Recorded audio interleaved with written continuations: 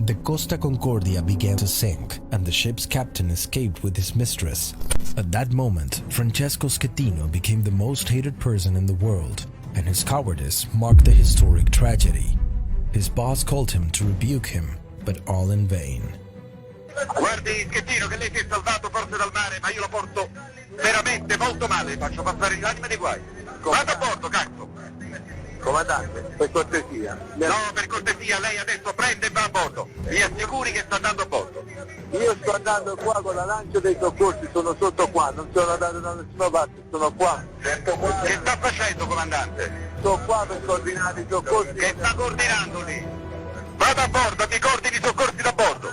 One of the maxims on the high seas is that the captain is the last to leave the ship, but Schettino didn't think so, and he cowardly was the first to escape. He knew he was the culprit.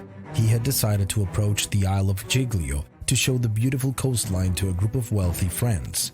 However, in doing so, the huge cruise ship hit a giant rock, and as they headed back out to sea, water began to fill the ship.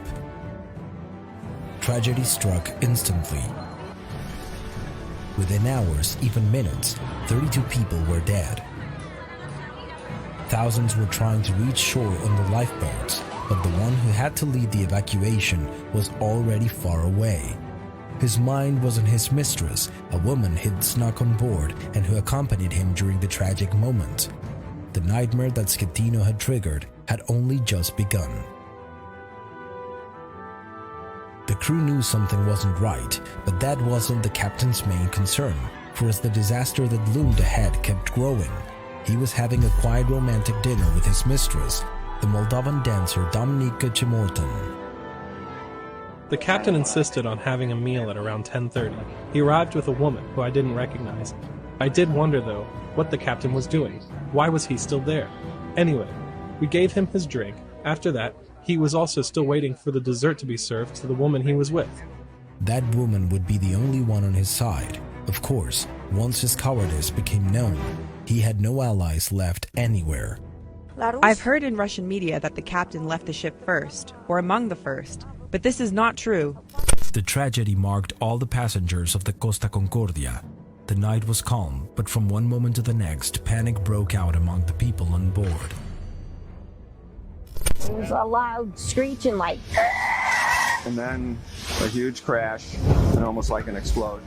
Little by little, the boat began to tilt until it was lying on its side for good. There was no way to save the cruiser.